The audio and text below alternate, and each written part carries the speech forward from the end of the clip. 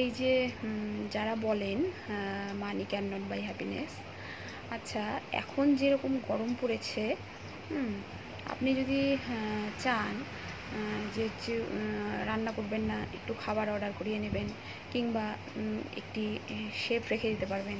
আপনার কাছে টাকা থাকলে আপনি অনায়াসে একটি শেফ রাখতে পারেন, কিংবা খাবার অর্ডার করিয়ে নিতে পারেন। কিংবা এই গরমে এখানে থাকতে পারছেন না, টিকতে পারছেন না, আপনি ধরুন দার্জিলিং বা কার্শিয়াংয়ের মতো একটি জায়গায়, ঠান্ডা জায়গায় আর কি, একটি বাড়ি বানিয়ে নিতে পারেন। সেখানে গিয়ে এই গরমের সিজনগুলোতে আরামসে কাটিয়ে আসতে পারেন। আর ধরুন আরও কয়েকটি এক্সাম্পল দিচ্ছি আমি।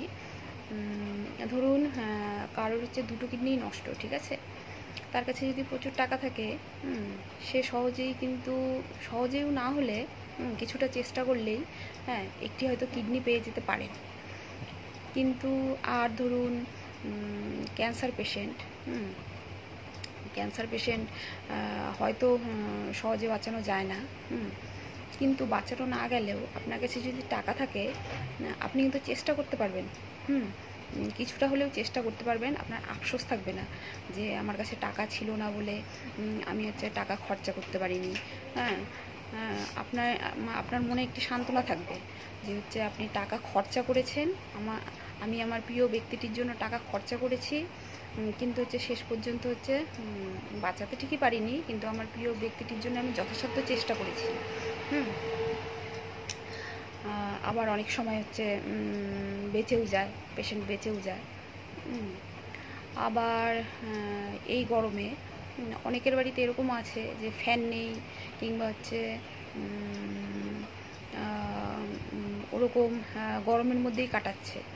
যদি টাকা থাকতো তাহলে কি একটি ফ্যান কিনতে পারতো না, আরামে ঘুমোতে পারতো না রাত্রিটা?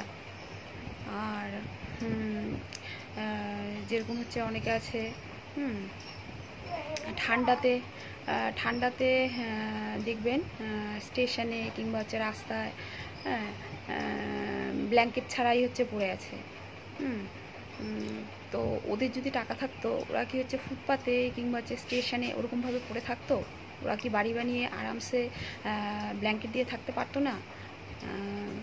তাহলে money can not by happiness, এই কথাটা কতটুকু যুক্তিসঙ্গত আমি তো ঠিক বুঝতে পারি না। যদি আপনারা আমার সাথে সহমত হন, আমাকে প্লিজ কমেন্ট করে জানাবেন। Thank you.